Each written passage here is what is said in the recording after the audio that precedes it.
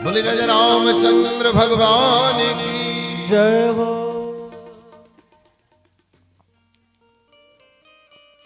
और भक्ति का ही प्रभाव है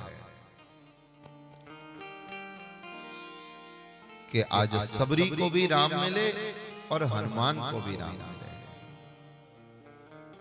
भूल बैठे थे हनुमान जी, शाप बस सुग्रीव रूपी मित्र की सहायता के लिए पिताजी ने नियुक्त कर दिया था केसरी जी ने, आप सुग्रीव की रक्षा में रहो, क्योंकि बाली सुग्रीव दोनों भाइयों में बड़ा द्वेष पैदा हो गया है।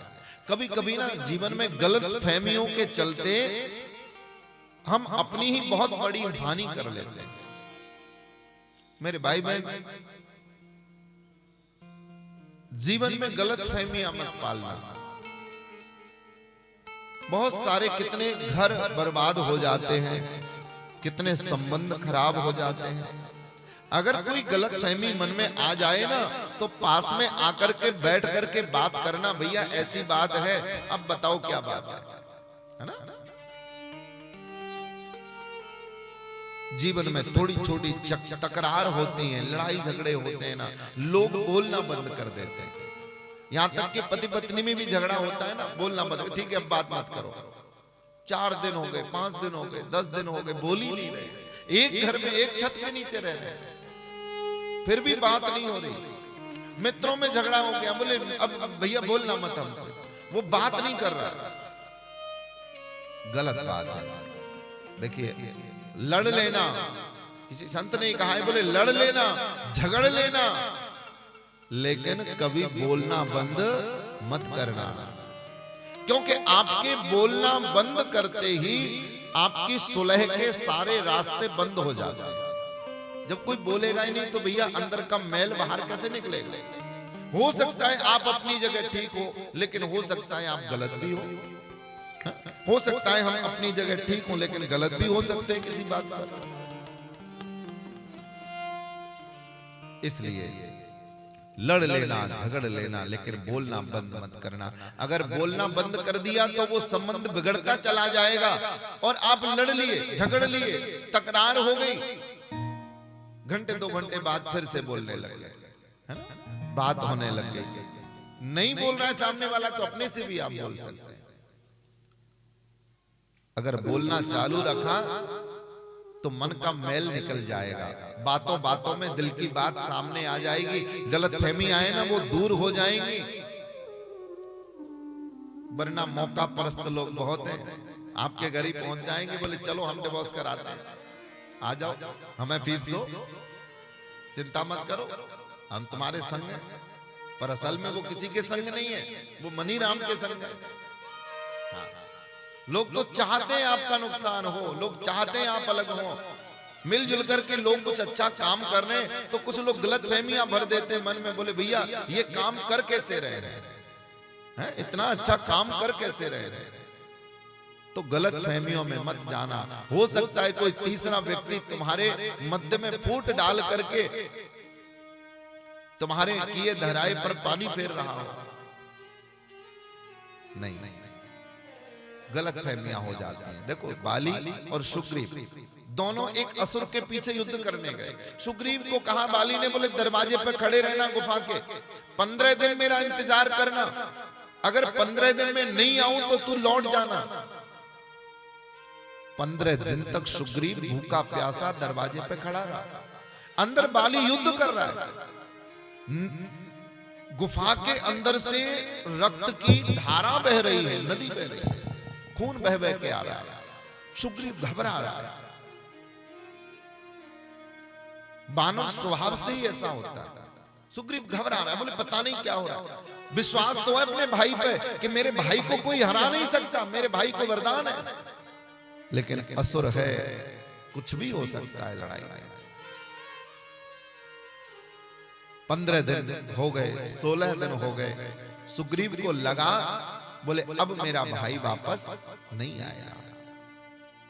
और दानव अगर गुफा से बाहर निकल आया तो वो नगर में आके तहस नहस कर देगा। उसने बड़ा सा पत्थर उठा के गुफा के दरवाजे को बंद कर दिया और नगर में लौट आया।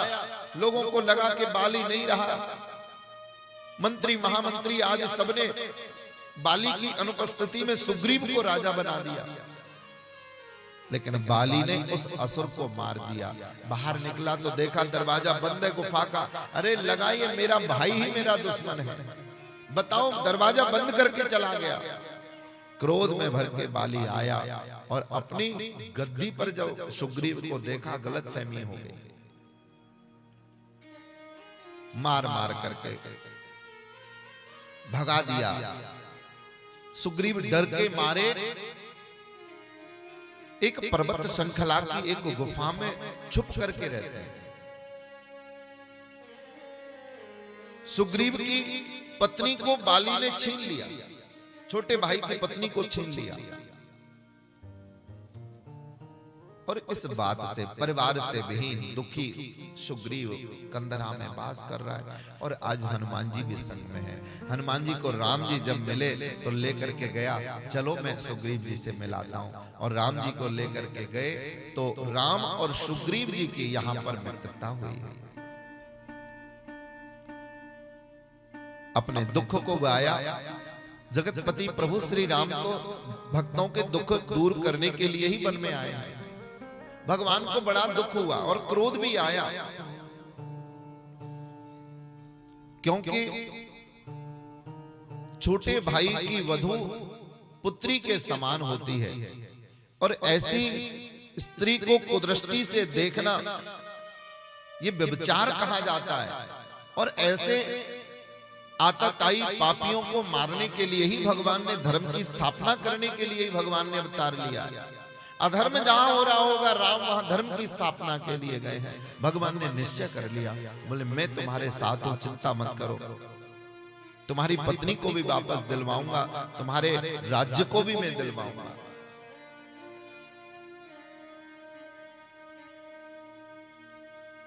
और सुग्रीव ने कहा, प्रभु बाली को हर कोई नहीं मार सकता,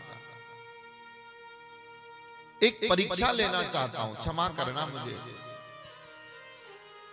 7 गुलाई में खड़े हुए ताड़ के वृक्ष, कहा जो वीर इन सारे वृक्षों को एक ही बाण में काट देगा वही बाली को मार सकता है। भगवान ने सहज भाव से एक तीर निकाला और एक ही तीर में 7 ताड़ के वृक्षों को काट करके गिरा दिया। सुग्रीव को विश्वास हो गया ये प्रभु हैं, ये बाली को मार सकते हैं। और कुछ समय बाद भगवान ने बाली के पास में सुग्रीव को भेजा। गेले सुग्रीव संग रघुनाथा, चले चाप सायक रघुनाथा। कहते सुग्रीव बाली से युद्ध करने गया, जाकर के द्वार पर ललकार लगाई, बाली युद्ध करने आया।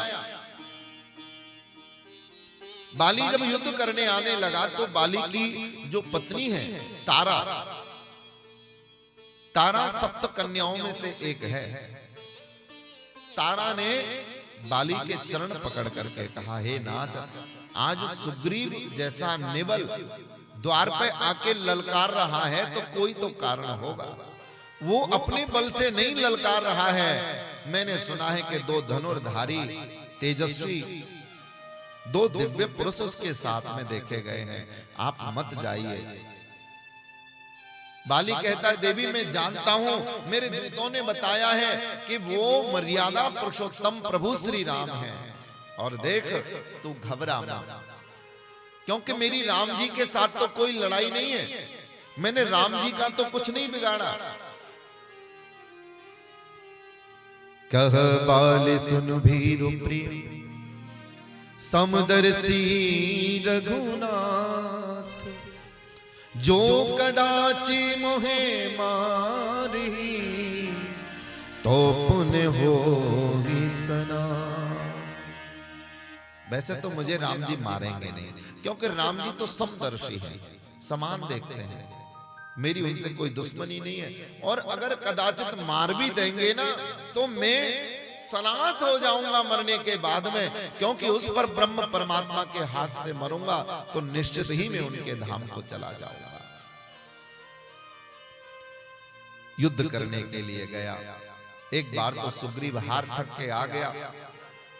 भगवान बाण नहीं मार सके क्योंकि दोनों के दोनों रूप स्वरूप में एक जैसे ही प्रतीत होते, भगवान पहचान ही नहीं पाए।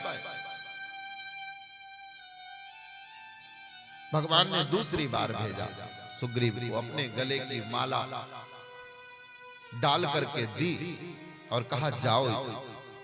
सुग्रीव गया, लेकिन अभी भी भगवान के ऊपर उसे भरोसा नहीं हो रहा है, डर लग रहा है। बोले एक बार तो लौट आया, पता नहीं मार पाएंगे कि नहीं।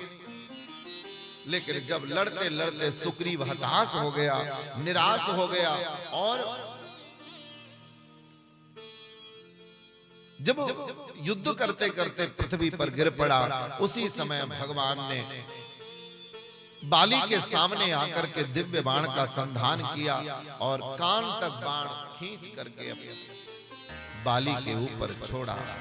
बाली के हृदय में वो बाण लगा और परा विकल महीसर के लागे, पुने उठ बैठ देख प्रभु आगे। हृदय में बाण लगा, जमीन पर गिर पड़ा। मृत्यु का अंतिम क्षण, समय, अंतिम समय। रोते रोते तारा आ गई, अंगद आ गए, सारे प्रजाजन चले आए। सुग्रीव ने भी चरण पकड़ लिए, भैया मैं मारना नहीं चाहता था आपको, वहां पर भी मैंने पत्थर इसीलिए लगाया था ताकि प्रजा के ऊपर कोई संकट नहीं आए। मैं रक्त देख के घबरा गया था, आपकी दी हुई समय सीमा समाप्त हो गई थी। बाली कहता है सुग्रीव मैं तुमसे नाराज नहीं हूं। देखिए मृत्यु के अंतिम समय में दोनों भाइयों का प्रेम परस्पर फिर से जाग गया। काश जीते जी अगर वो एक दूसरे की बात सुन लेते तो ये नौबत ही नहीं आती और आज रामायण का चरित्र कुछ और होता कि भैया राम जी की सेना में बाली नाम का भी एक बानर था जिसने युद्ध किया। लेकिन भगवान ने एक ही बाण में बाली को धराशायी कर दिया। भगवान को आगे आया देख करके बाली हाथ जोड़ करके बैठ गया, प्रभु मैंने तो आपका कुछ बिगाड़ा नहीं था, फिर आपने मुझे क्यों मारा? भगवान कहते हैं बाली तुमने अपने छोटे भाई के राज्य के हिस्से को भी हड़प लिया, तुमने अपने छोटे भाई की पुत्री के समान अपनी पुत्र वधू के ऊपर भी कुदृष्टि डाली और एक राजा को दर दर की ठोकर खाने को मजबूर कर दिया कि एक एक गुफा में जंगल में कंदमूल फल खा करके रहे। और मैं तो धर्म की स्थापना के लिए आया हूं, मेरी तुमसे लड़ाई नहीं है। मैं यहां तो जहां भी मैं अधर्म देखूंगा वहां पर राम का बाण चलेगा, क्योंकि अवतार ही इसीलिए हुआ है।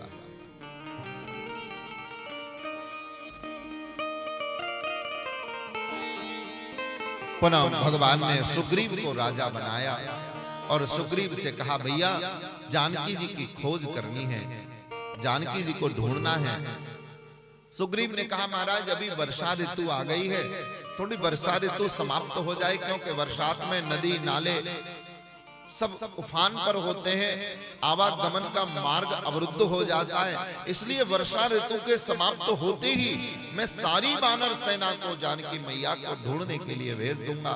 भगवान अब उस दिव्य पर्वत श्रृंखला पर वास करते हैं और वर्षा ऋतु बीतने का इंतजार करने लगे।